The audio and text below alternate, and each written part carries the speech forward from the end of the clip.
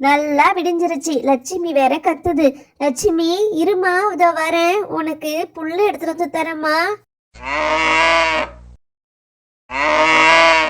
அட கத்தாத, இராமா, புல்லு எடுத்துட்டு தானே வரேன். இந்தா உனக்கு புல்லு, சாப்பிடுமா, சாப்பிடு. லட்சுமி கத்தாம சாப்பிடுமா.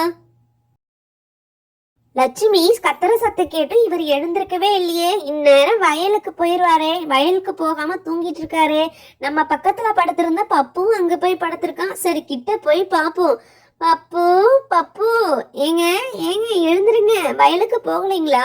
எனக்கு முன்னாடியே எழுந்து என்ன எழுப்புவீங்க? இன்னைக்கு என்ன தூங்கிக்கிட்டே இருக்கீங்க? எழுந்துருங்க பப்பு, நீரு எழுந்திருப்பா. எழுந்திருக்கம்மா, இன்னைக்கு தான் ஸ்கூல் லீவு தானே, கொஞ்ச நேரம் தூங்க விடுறீங்களா? அம்மா, நான் உங்ககிட்ட ஒன்னு சொல்லணும். என்ன பப்பு, காலையில எழுந்திருந்துமே அம்மா கிட்ட ஏதோ சொல்லணும்ன்ற? அப்படி என்ன கனவு ஏதாவது கண்டியா என்ன? கனவெல்லாம் இல்லம்மா, நம்ம அப்பாவுக்கு ஜுரம் அடிக்குது. நைட்டு செஞ்சாரா, நான் வந்து பக்கத்துல படுத்து தொட்டு பார்த்தா ஜுரம் அடிக்குது. சரி காலையில ஆகட்டும்னு படுத்துட்டேம்மா. ஏய் பப்பு, என்ன சொல்ற நீ? ஜுரம் அடிக்குதுன்னா என்கிட்ட சொல்ல மாட்டியா? நீ மட்டும் படுத்து தூங்குற. ஏங்க ஏங்க, உங்களுக்கு ஜுரம் அடிக்குதா? எழுந்துருங்க. ஆமா, தொட்டு பார்த்தா நல்லா ஜுரம் அடிக்குது. ஏங்க ஏங்க எழுந்துருங்க. ஆமா ராதா, திடீர்னு நடுராத்து ரொம்ப குளிர்ற மாதிரி இருந்துச்சு. அப்பத்துல இருந்து ஜுரம். அத வர இரு. அப்பாவுக்கு ஜுரம் அடிக்குதுன்னா நம்ம ஹாஸ்பிடல் கூட்டிட்டு போலாமா? சரி அப்பா, நீங்க வாங்க, நாங்க இன்னைக்கு லீவு தானே, உங்களை ஹாஸ்பிடல் கூட்டிட்டு போறோம்ப்பா. இல்ல சுப்பு, இல்ல ராதா, என்னால நடக்கவே முடியாது.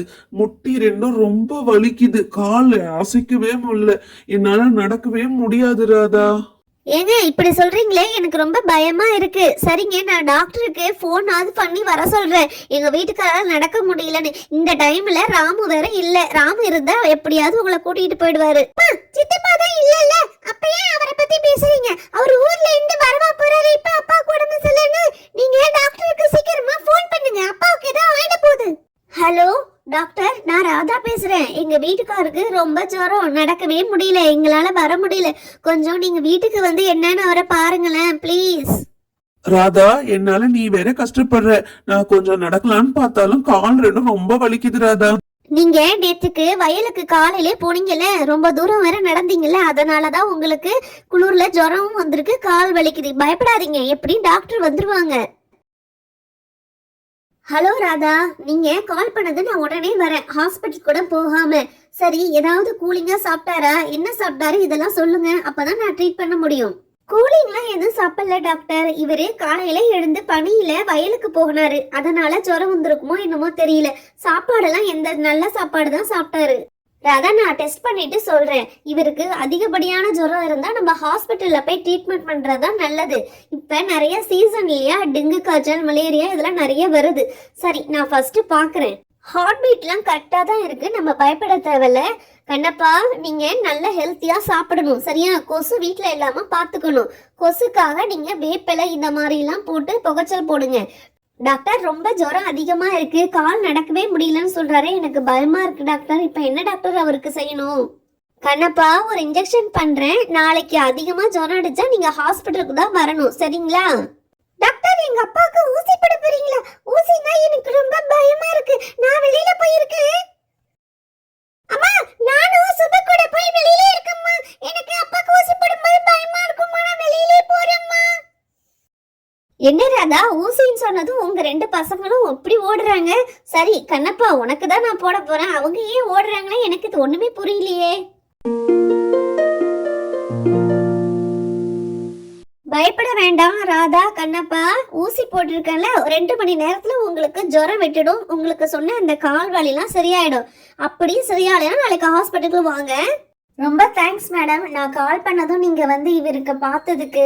நாங்க இன்னைக்கு முடியலைன்னா கண்டிப்பா நாளைக்கு இவரை ஹாஸ்பிட்டல் கூட்டிட்டு வந்துடுறோம் மேடம். சரி தாதா, நான் கிளம்புறேன். ஹாஸ்பிட்டலுக்கு டைம் ஆயிடுச்சு, இவரை நல்லா ரெஸ்ட் எடுக்க விடு. 2 மணி நேரம் கழிச்சு எப்படி இருக்காருன்னு பார்த்துட்டு வேணா எனக்கு கால் பண்ணு.